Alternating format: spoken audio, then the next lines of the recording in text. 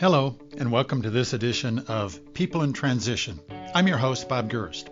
I've been hiring, firing, and mentoring executives, frontline employees, interns, and job seekers in companies around the world through a host of transitions, some difficult, but most very good. I've worked with people in Hong Kong, India, Australia, and across the U.S. What sets them apart? A lot. But there's more they have in common. And one of those commonalities is transition is a part of life. This experience has given me a bird's eye view on a variety of trends, economies, industry disruptors, and transitions that are big and small. It's also brought me into contact with the thought leaders and decision makers you need to meet. The people who can make the difference that matters to you right now. Imagine knowing exactly what to do next and how to know it's time to make your big change. The inside track you're going to access during our future episodes is better than a crystal ball. It's the exact information you need to take that next step. Whether you're a new grad applying for your first professional job, someone looking to transition your work experience into a promotion, launching your own company, or maybe even starting to plan your retirement, you're in transition, and this series is for you. We all know transition can be scary, but it doesn't have to be. And it's even fun when you have VIP access to the future you want. Are you tired of uncertainty, of being passed up? We'll share with you the tools and skills that can take your dreams to the front of the line. So, if change is on your horizon, or maybe just the thought of change, you won't want to miss this discussion. It could be the exact edge you need to turn transition into an amazing opportunity. Dan, welcome to this episode. Today we have Dan Nogal, who is an HR executive. And Dan, why don't you, for some of our listeners who might not know you as well, why don't you tell us just a bit in terms of your background? Sure, Bob. Thank you, first of all, for having me on the show. I am currently the Director of Human Resources with Rivers Casino in Pittsburgh, but I am not new to the industry. I've been in gaming and hospitality for now 30 years, and I've been fortunate enough to see the good, the bad, and the ugly, and we'll talk about that a bit today. And some of my areas that I've worked in particular, with opening multiple hotel casinos, including the Palazzo in Las Vegas, the MGM Grand in Las Vegas, working with the MGM Grand Detroit. So I've worked in several companies, including Las Vegas Sands, obviously MGM Resorts, Boyd Gaming, and now Rush Street Gaming. And so I've spent a career in the hospitality and industry, and have been fortunate enough to grow up even in the hotel industry, having family members that were in the Hilton Hotels Corporation. So, but I appreciate you taking the time and letting me participate. Great. Thanks, Dan. So since you really have had a career focused on the hospitality industry, maybe this is a good kind of segue question. So what if you're kind of ready for a career change, but you've got most of your experiences in one industry, but you want to get into another industry? What are some of the techniques that you'd suggest that someone use to make that change into the other industry?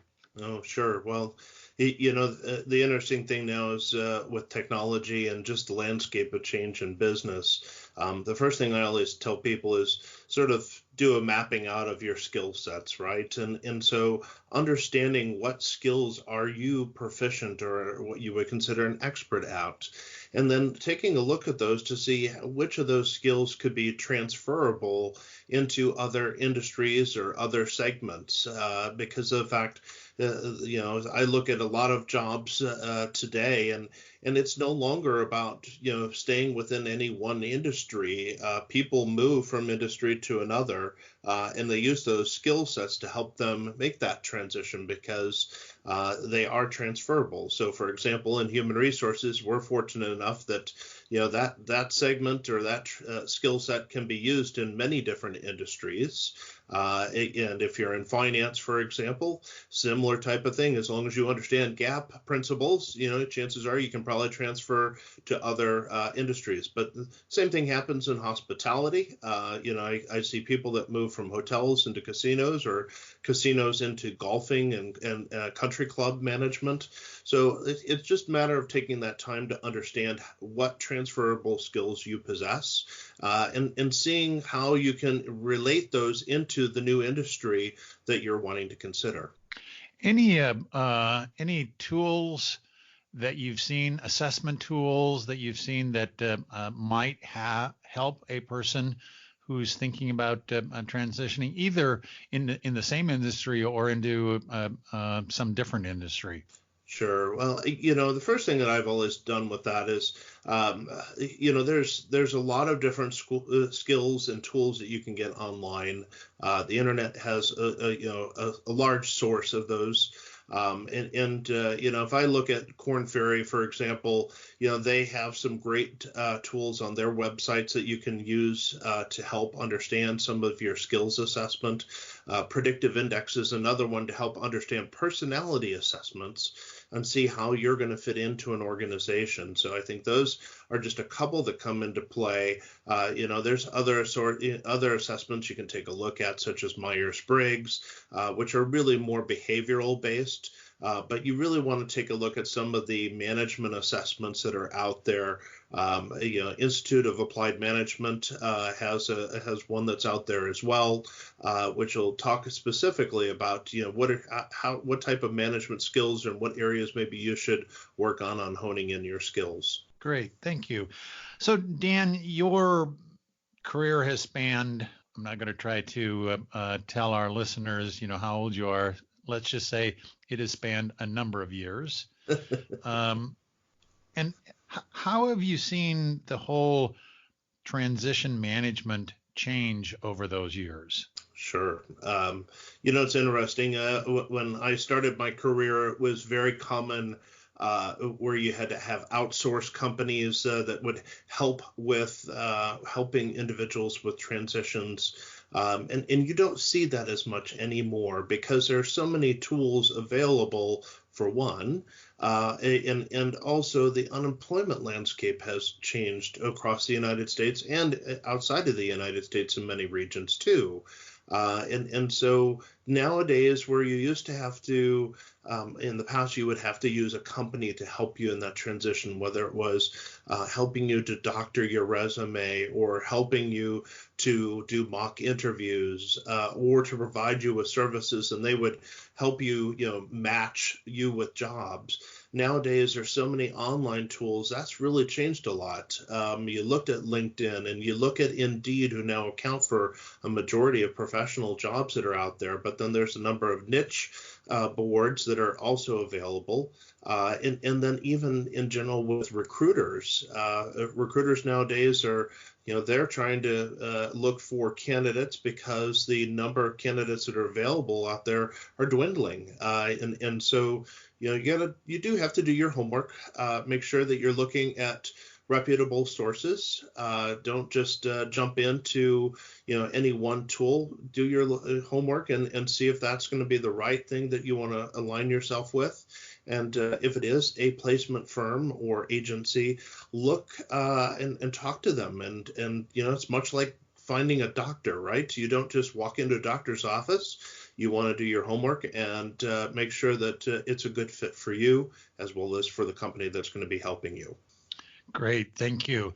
So Dan, either for yourself, let's say, or someone that you're coaching, if you were to tell that person, here's the 5 things that you need to do to be successful in your transition management process. And I had air quotes around 5. It could be 7. It could be 3. What would those items be? Well, so there's a handful of things that I look at when somebody is transitioning. Sometimes we make transitions of choice, and sometimes we are thrust into making transitions. I've seen both, and I've sat on both sides of that table. So the first thing that I always do is make sure that when I'm talking with somebody, make sure if they're making a transition, take time for yourself. You have to be in the right mindset when you're making a transition. Obviously, there's a reason for making that change. Sometimes it's not always aware to us up front. And so we have to take time for ourselves to understand the nature of why we're making that transition, and make sure that we are, as individuals, support the change. Sometimes we have to get our arms around it because, face it, individuals who have been laid off over time and past, especially as industries change, we get angry and frustrated, and so we want to take that out on somebody, and that's not always the right avenue.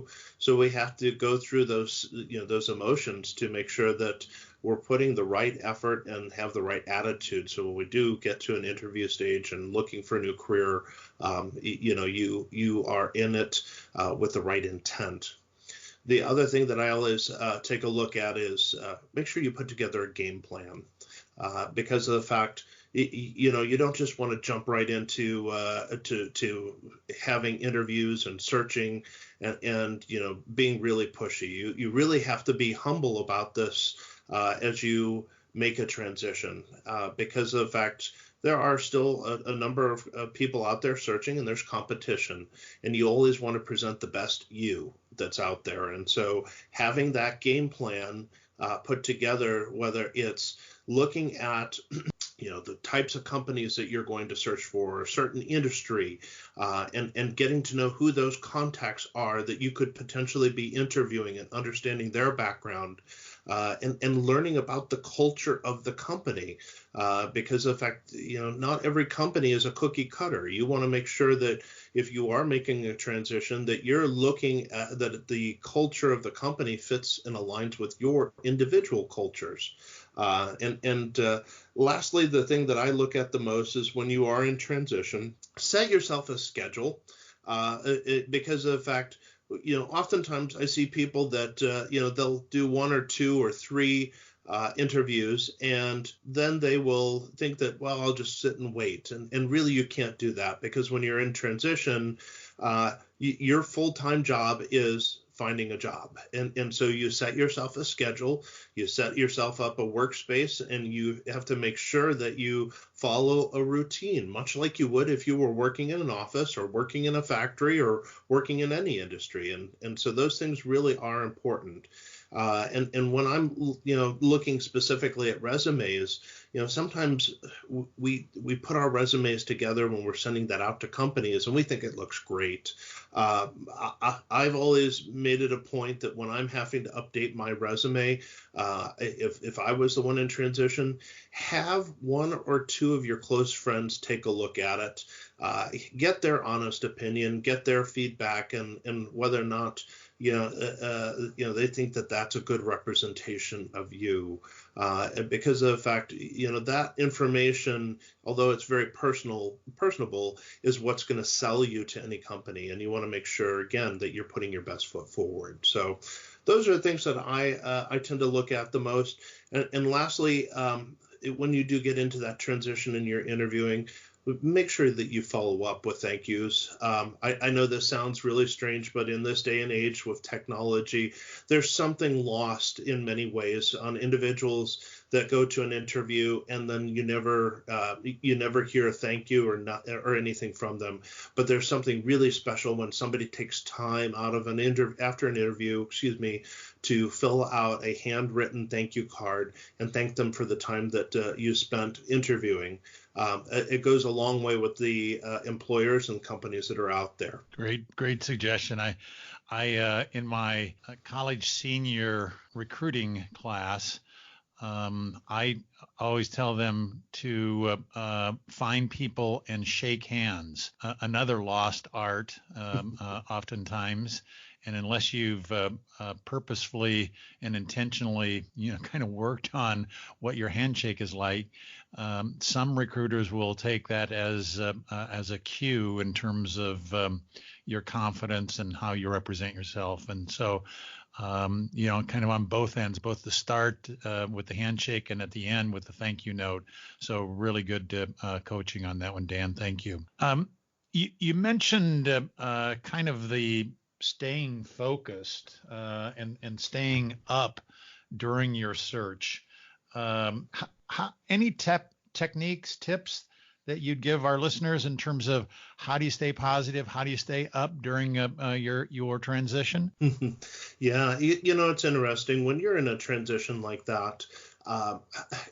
There's a lot of different books you can read, but really it's about following a routine. And think about it this way: when you were in your last job and you're working, you would get up in the morning. You'd probably have a morning ritual or morning routine, and then you would make your transition, go into work, whether it's that morning, afternoon, or evening, depending on what your time was.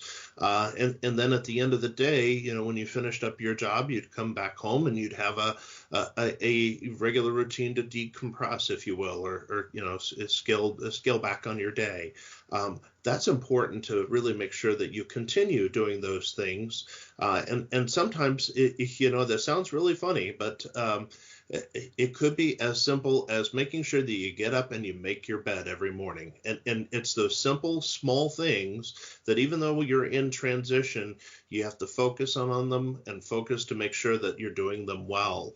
And then, when you get into your personal office, because you're going to be working and your job is looking for your next career or next position, you've got to go out online and you got to go do your homework. You're going to research that company, and you're going to research again the people that work at that company that you're going to potentially interview with, and come prepared to the discussion. The hardest thing that I always have to deal with on individuals when they come into our office is, when somebody asks, or I ask the question of them to say, what do you know about our company? And they go, well, you guys make slot machines, and we don't make anything. We're a casino. We buy slot machines. It sort of sets me off when somebody doesn't come in and doesn't prepare correctly. Understand. Good coaching. You had earlier talked about cultural fit, and any ideas, techniques that you would suggest that a candidate use to know if it is a good cultural fit, and why is that cultural fit even important? Sure. That I can certainly understand that. It's funny. We were just I was at a leadership meeting with our current company and recently, and one of the big companies that we all hear about out there. It probably does a lot of majority of the e-commerce out there in the world. And they have a certain culture which works great, but they're very impressed with metrics and very focused in on metrics. And for those of us that are in the hospitality and gaming industry, there is something to be said of metrics, but we are also a company of people. And so we look at attitudes of individuals. And so I often tell individuals when they're coming in, do your research on the website. Look at the company to see, do they have their mission statement posted? Do they have their fundamentals of their company posted? If they don't have those things, you certainly should be asking about them during your interview, because what is it like to work in that company?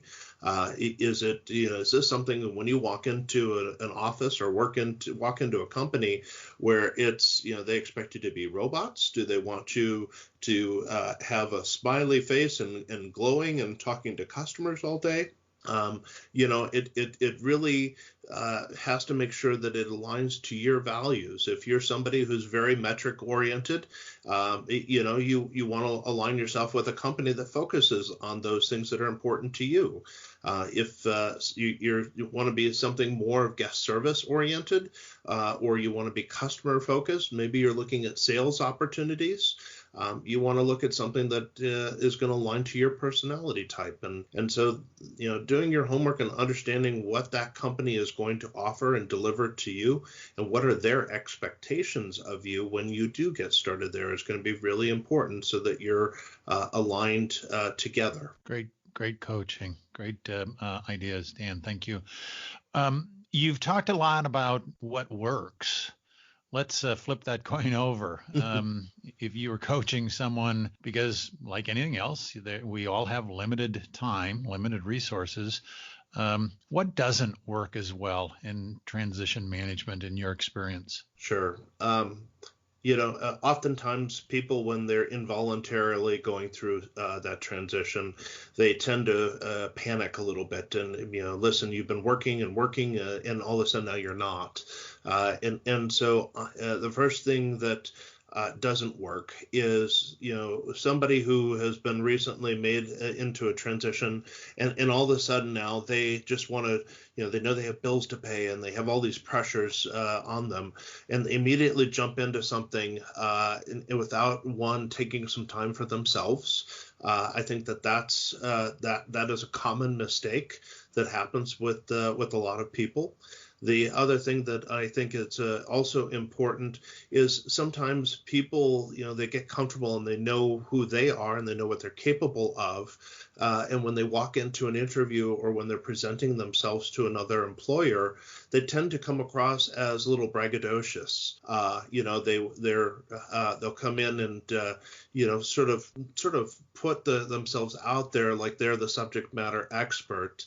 But they're not. And so, in fact, I just recently ran across this instance with an executive position where a gal who was in an interview with one of our sister properties came in, and she was interviewing and said, I don't really have to work, but I have already done all this stuff before. I can do this. This isn't really that difficult for me. And just the way that individual presented themselves came across like they weren't very committed into this job. And so, oftentimes I have to reiterate to people when you're walking in, again, understand the culture, and most importantly, be humble, because there are choices out there and you may not be the one that they select.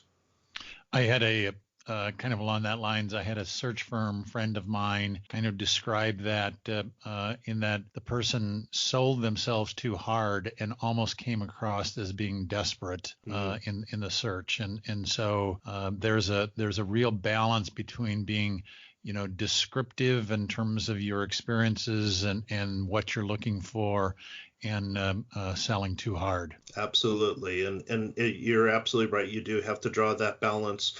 Nobody wants to seem desperate, and everybody wants to make sure that, you sort of strike the chord correctly when you're meeting with individuals, to make sure that you sound knowledgeable in what you do, but don't sound like you are running the show, because obviously you're the one coming into the interview. Dan, what do you think are some of the lessons that an individual can take out of the transition process, both in the setbacks as well as the victories? What can at all be the learning that a person takes away from this experience? Sure, Bob. I look at a couple things. It's very easy to be angry when somebody is having to make a transition, and that's energy that's probably just not well spent. And so takeaway for me and who I've counseled in my past is, focus in on yourself, and if there's things that you need to look at as an individual, whether it's your temperament, whether it is your communication style, and or if it is your education.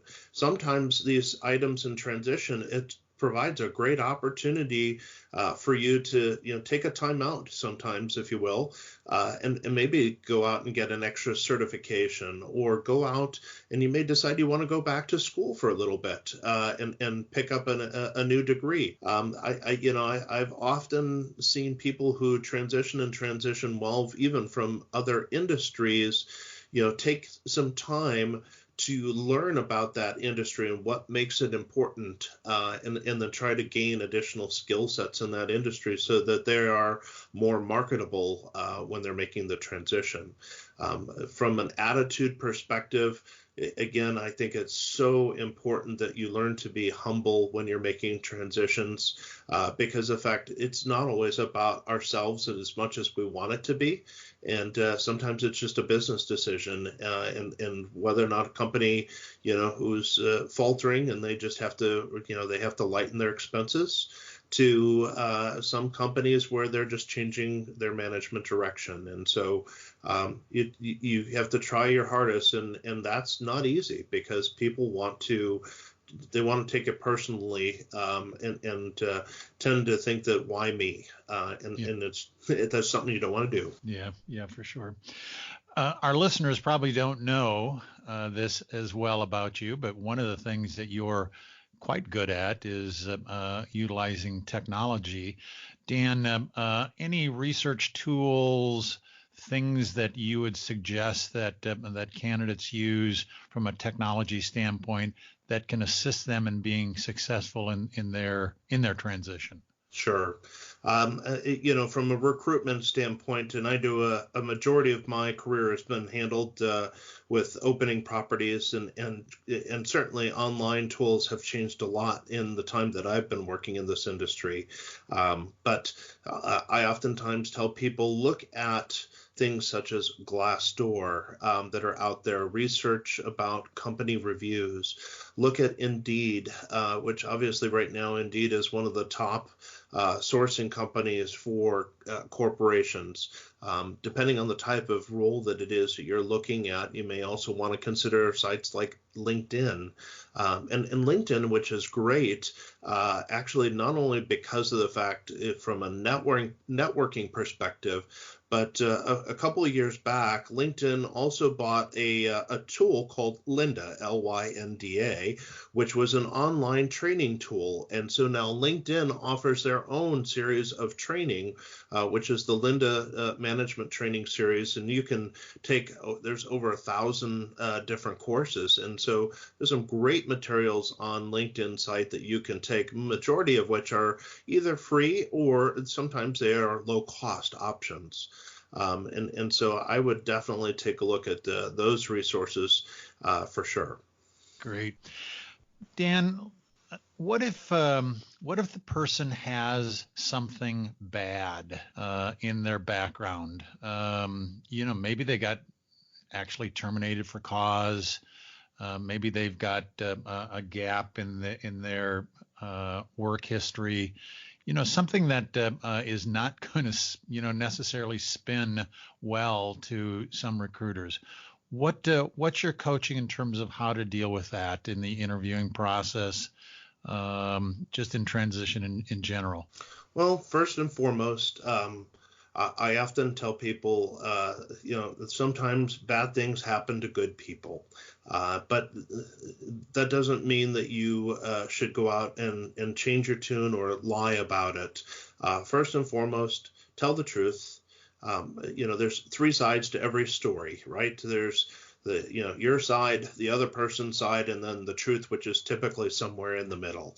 And so I often tell people, regardless of what your situation is, be honest. Tell the company or the a recruiter what happened, and why you're had to make that transition. And sometimes you make those decisions because you have to. Whether it's because a corporate officer's doing something which isn't necessarily above the boards. Sometimes you just get caught into a situation that you shouldn't have been. And so nonetheless, be forthright. And having worked in the casino industry in multiple states, it is such a heavily regulated industry. You really do have to disclose that information, especially on a lot of licensing type applications that may have to go to a state or to a regulatory agency. And so, it's better to be upfront and list those things rather than them find out about it after the fact, because that'll immediately shut down your candidacy. So tell the truth. is one thing, but you don't have to spotlight it first thing out of the gate.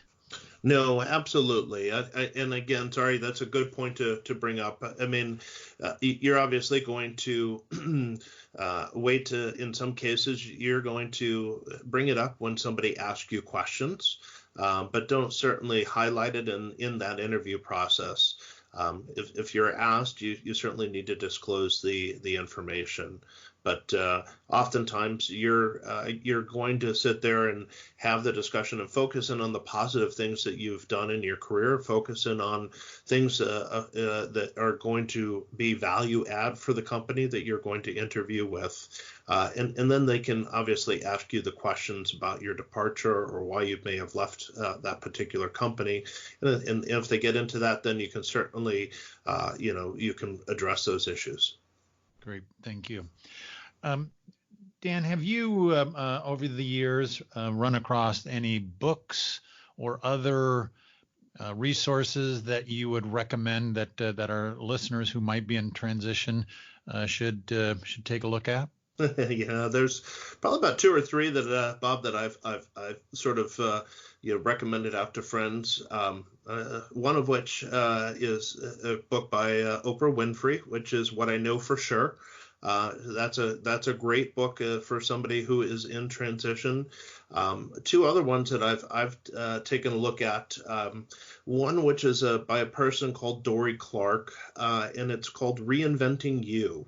And I like that book in particular because of the fact it forces you to sort of sit back and think for a little bit as you're reading through the book about things that are important to you and things about what you need to do to be sellable out in the industry that you're being considered for. And then the last one that I most recently came across with and referred out to a friend was a book by Carla Harris called Strategize to Win. And Carla has done a nice job also, again, from a transition standpoint on taking that time to strategize on your career change and making sure that you have the right mental toughness, if you will, set in mind before you make that transition and make sure you're ready to walk into your next opportunity at 100%.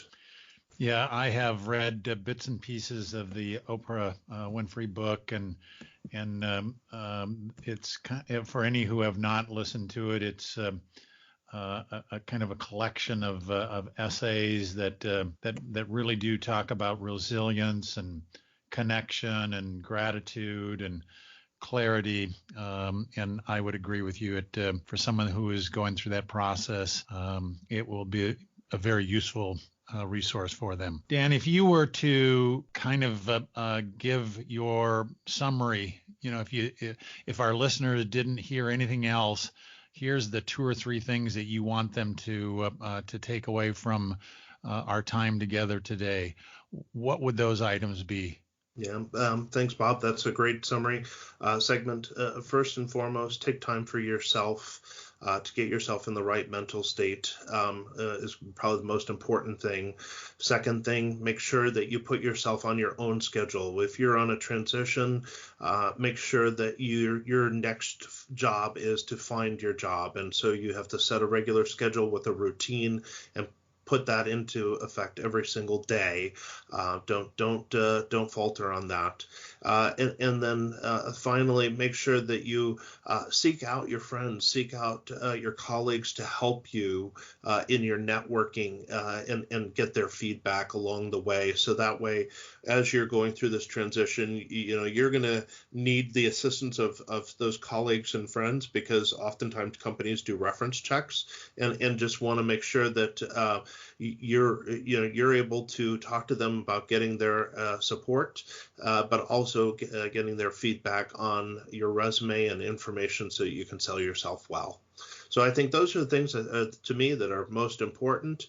Listen, if you're making that transition, I know it's hard, but it's so important. Nothing ever lasts forever. Sometimes it could take a week, sometimes it could take 4 months or a year before you find your opportunity, but you have to persevere. You touched on just a couple of items that I wanted to put in at the end. First and foremost, we if we are in transition and it was not our choice, we oftentimes feel that we are damaged goods, and it's very easy to kind of go down that rabbit hole into the darkness. And when you're in transition, it's when you need more than ever the support and coaching and mentoring of our friends and others. And so, don't go into that black hole. Then that's when you really need them. So that's the first item. The second is that I believe, and in my 40 some years, my experience is that this is a true statement. It is not if you will find that next great job. It's just when you will find that. And as you said, it could be a week, could be 4 months, could be a year, but there is a opportunity out there for everyone. If you work at it and if you take the right steps. Dan, I want to thank you so much for your time today. Some just great insights, great tips and techniques that you provided to our listeners, and I appreciate your caring and sharing. Thanks, Dan. Thanks, Bob. I appreciate the time. I hope you got as much out of that program as I did. So exciting and information packed. Thank you so much for taking time out of your day to listen to my podcast. I hope it was worthwhile for you to bring me along with you as you drove to work, or you worked out, or you had some downtime, that you could listen to People in Transition. I'd love to hear from you on your thoughts for the program. Please send me a note, and we can ensure that we address any of the issues that you might have in future episodes. I hope that you share this podcast with your friends, people at the supermarket, people at the gym, because it's all about a conversation on people in transition. I hope you got some useful tips and ideas about what to do in transition. Again, this is Bob Gerst. You can find me on LinkedIn page. Feel free to send me a note there. And remember, we are all in transition. It just might not be today, but at some point in time, change happens. And the more you are prepared for it, the better you'll be. Thanks again. This is your host, Bob Gerst. See you next time on our next issue.